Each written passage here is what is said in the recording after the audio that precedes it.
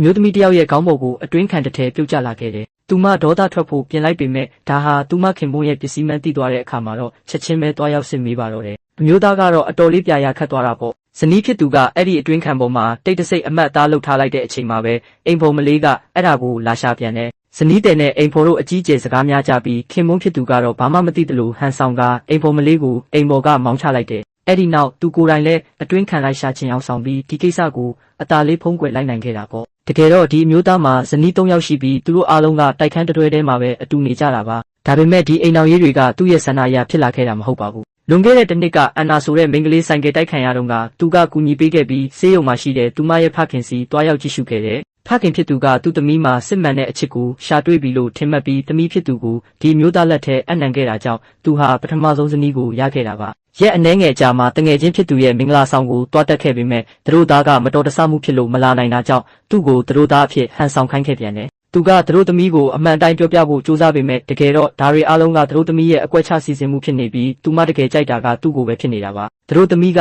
သူမကိုသူမအဆုံးစီရင်မယ်လို့ချင်းချောက်တာကြောင့်သူဟာဒုတိယမြောက်ဇနီးကိုထပ်ရခဲ့ပြန်တယ်။အဲ့ဒီနောက်မှာတော့သူဘယ်တော့မှကောင်းမှုမလုပ်တော့ဘူးလို့ကြိမ်ဆိုခဲ့ပေမဲ့လူမိုက်တွေလိုက်ခံနေရတဲ့အမျိုးသမီးတယောက်ကိုမြင်တော့မနေနိုင်ပဲကယ်လိုက်မိပြန်တယ်။အဲ့ဒီအမျိုးသမီးကသူမရဲ့အကိုဖြစ်သူကအတင်းအဓမ္မလက်ထပ်ခိုင်းနေတာကြောင့်မြစ်ထဲခုန်ချဖို့အထိကြိုးစားခဲ့တာပါ။သူမရဲ့အကိုဖြစ်သူကဒေတာခံလူမိုက်ကောင်းဆောင်တယောက်ဖြစ်ပြီးဒီအမျိုးသားရဲ့တက်တီကိုသဘောကျသွားတာကြောင့်တနတ်နဲ့ချိန်ကသူတို့နှစ်ယောက်ကိုလက်ထပ်ပေးလိုက်ပြန်တယ်